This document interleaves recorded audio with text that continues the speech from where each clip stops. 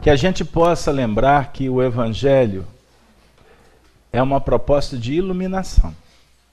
Então nós falamos de treva, falamos de sombra, falamos de morte. O cavalo preto, ele vai ter repercussões aqui na sua dinâmica nos próximos versículos, porque ele vai trazer a morte de um percentual. E nós vamos estudar isso mais à frente. Mas independente disso, que nós possamos, quanto cidadãos, nos comprometermos não só com a nossa evolução espiritual, mas também com esse desiderato que o Senhor nos concede como oportunidade para contribuirmos também e fazermos luz para aqueles que estão à nossa volta. Hoje, o Brasil comemora, no seu dia 21 de abril, o dia da Inconfidência, o dia de Tiradentes, que na verdade representa essa dinâmica operacional como viajores do tempo, obtendo oportunidades de recompormos, de reconstruirmos os nossos destinos e os destinos das nações.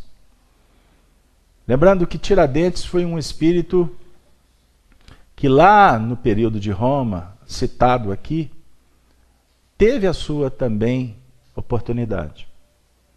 E como grande parte dos romanos, nos desviamos dos princípios que foram instituídos na própria Constituição Romana.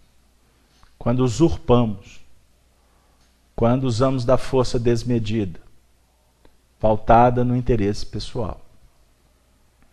Tiradentes representa um agrupamento muito grande de espíritos que, inclusive, ao longo de muitas encarnações, vieram para o Brasil para contribuir nessa terra da promissão.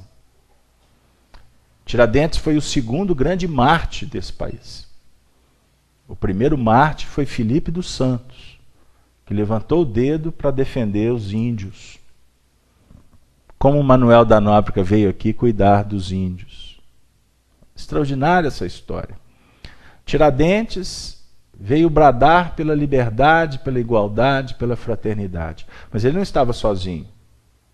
Junto com Tomás, Antônio Gonzaga, com Cláudio Manuel da Costa, com Marília, conhecida de Dirceu, a Doroteia, com Aleijadinho, que fazia parte do clã também, Padre Rolim, Alvarenga, e tantos outros que nós poderíamos nomeá-los aqui. Eles sonharam por um Brasil evangélico. Não foi um termo que eles usaram na época, mas eles estavam sob a inspiração do próprio Senhor Jesus na missão que eles assumiram. Tiradentes não pôde gritar a independência, porque ele não tinha autoridade moral para fazê-lo. Engraçado, não? Não estava na hora. Mas a sua tarefa foi tão cristã que ele não empunhou armas, embora soldado. Ele guardou a espada na hora de ser preso e deu um dos testemunhos mais gloriosos de evangelho nessa terra. Interessante, porque ele não delatou ninguém. Como Jesus, quando supliciado, não disse das torturas que foram imputadas para ele. Nós não estamos comparando Tiradentes com Jesus, embora a imagem foi bem ajustada até por interesses religiosos. Mas isso não vem ao caso. O que nos importa é que o exemplo dele é o exemplo que reflete a nossa necessidade de darmos o nosso próprio testemunho. E tão verdade foi que ele foi convidado pela espiritualidade superior para dar o grito da independência. Então, nas margens do rio Ipiranga, conforme a descrição de Humberto de Campos, na verdade, Dom Pedro I gritou na terra, Não tinha autoridade moral para fazê-lo, mas tinha chegado o momento. E a autoridade moral foi concedida a quem? A Tiradentes. Então, por revelação espiritual que o nosso médium Xavier nos trouxe, quem deu o grito independência ou morte foi José Joaquim da Silva Xavier, o nosso querido Tiradentes, mineiro.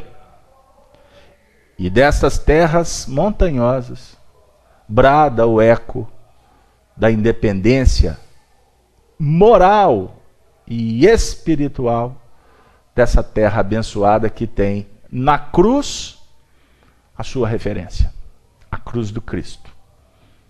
Meditemos e que nós possamos nos curvar agradecidos ao espírito de Tiradentes e todos os inconfidentes que já reencarnaram muitas vezes pós esse período, tentando ajudar no processo. E hoje muitos no mundo espiritual inspiram a implantação do Evangelho nos templos, nas casas espíritas, para educar o povo, que somos os gentios dos tempos atuais.